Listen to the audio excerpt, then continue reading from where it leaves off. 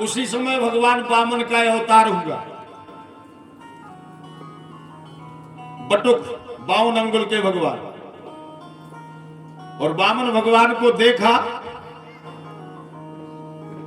ये जाकर के यज्ञशाला में पहुंचे और आवाज लगा रहे थे बलि के, भिक्षाम देहि। उस समय रत्नमाला ने भगवान को देखा, बड़े सुंदर लग रहे थे। इसने सोचा कि ये मेरा बालक बन जाता है। भगवान ने कहा कभी तुम्हारे बालक बन जाएंगे। और थोड़ी देर बाद में लीला चालू हो गई। भिक्षाम देहि, बलि बाहर आया, मांग लो बटुक, क्या चाहते हो? बोले ज्यादा कुछ नहीं चाहिए, थोड़ा बहुत चाहिए, पर ऐसे नहीं लेंगे, पहले संकल्प करो।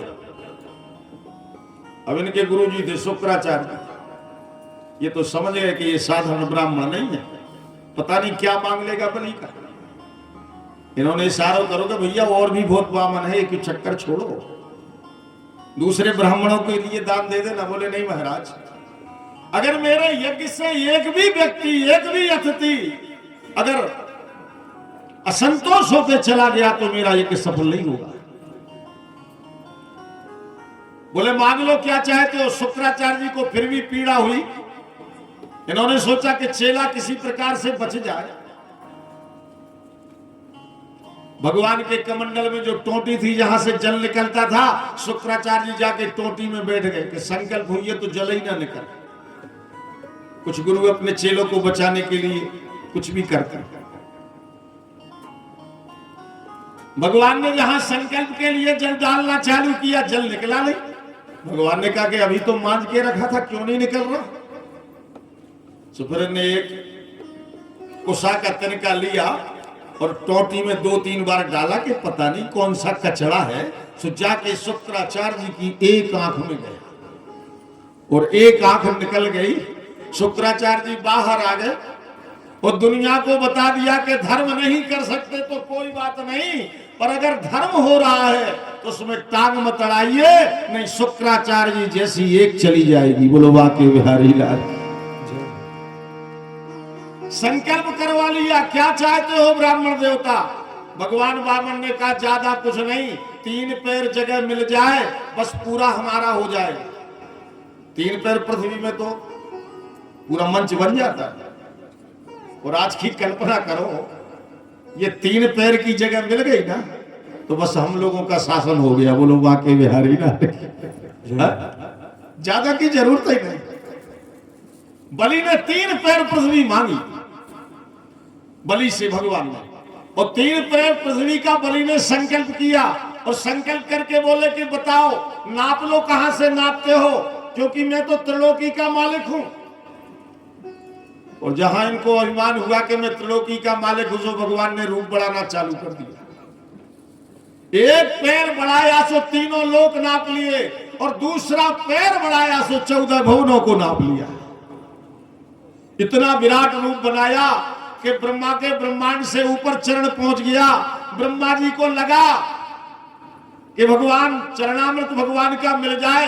इन्होंने कमंडल में गंगा जी का चरण, भगवान का चरण धो लिया, और वही जल जो आया कमंडल में वो गंगा बन गया।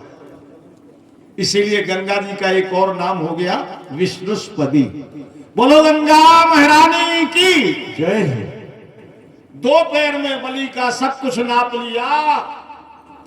वामन से परमेश्वर हारे, मांगने को उतारे हो जाए तो क्या ले जा रहे। बोले बलि तेरा संकल्प अभी पूरा नहीं हुआ, बता ये तीसरा चरण कहां रख। बलि जैसा कोई दानी नहीं हो सकता। उसने कहा महाराज सब नाप लिया। बोले हाँ। बोले नहीं, अभी आपने हमारा मुकुट नहीं नापा, हमारा ताज नहीं नापा, क्योंकि मेरा तिलक तो मस्तक पर है ना, और मैं चाहूं तो तुमसे युद्ध करके पुनः अपनी संपत्ति अर्जित कर सकता हूं।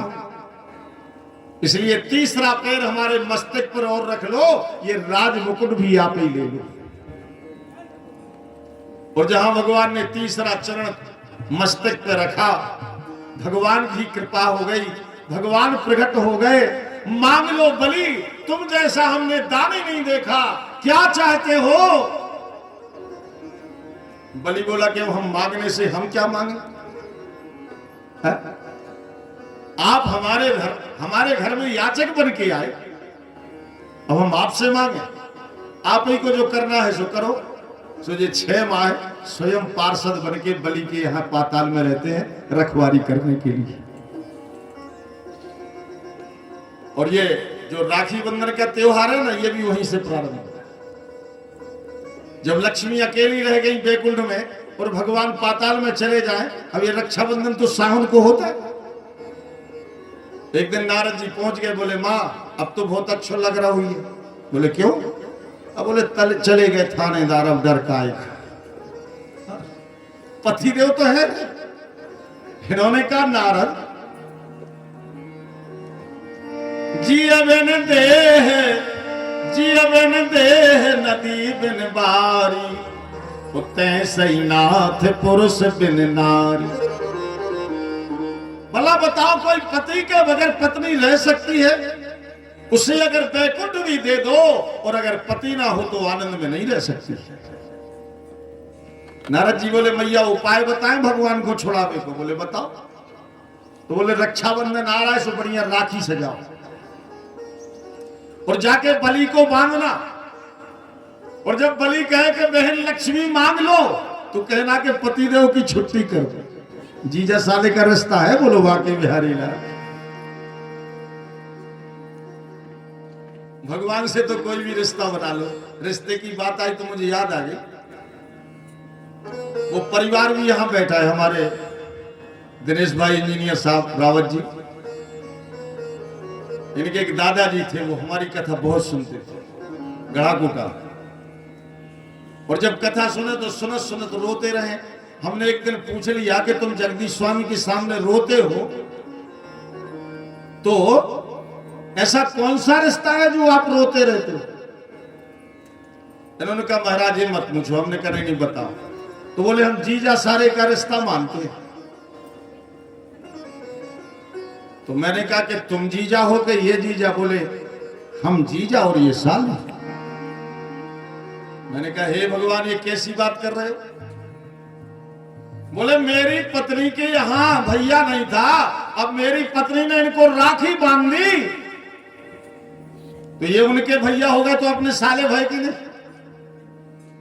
तो भगवान तो इस रिश्ता को भी कबूल कर लेता है। तुम्हारा जो भाव है वह रिश्ता बना लीजिए। त्वमेव माता च पिता त्वमेव बंधुश्च सखा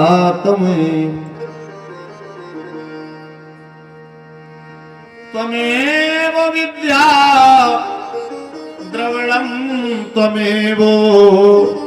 त्वमेव सर्वं मम देव देव। जो रिश्ता है आपको कबूल करना है वह करिए, भगवान कृपा कर देंगे।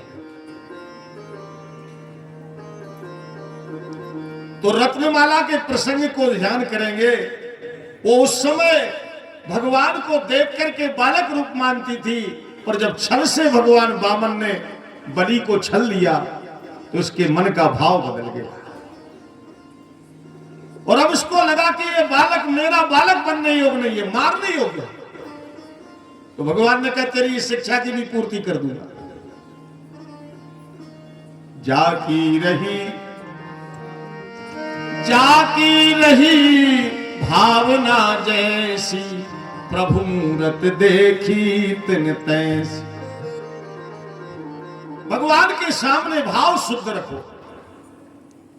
इसके 2 प्रकार के भाव हुए, तो आज दूसरे जन्म में भी रत्नमाला का भाव बदल रहा है। पहले सोचती है कि बालक बन जाए, बालक बड़ा सुंदर है, मारने योग्य नहीं है, और फिर सोचती है मारने योग्य। और 2 प्रकार का भाव हो रहा था, और फिर कंस की याद आई कि कंस ने आदेश दिया है मारने का, इसलिए बालक को लेकर के बाहर निकलना चाहिए। चारों तरफ देखा कोई दिख नहीं रहा था, इसने भगवान को उठा लिया, बकरी से बाहर आ गई और अपने विश्वर स्तन में भगवान का मुख कमल दे दिया। सोच रही थी कि विष पिएगा मर जाएगा, पर जो ही भगवान ने उसके मुखार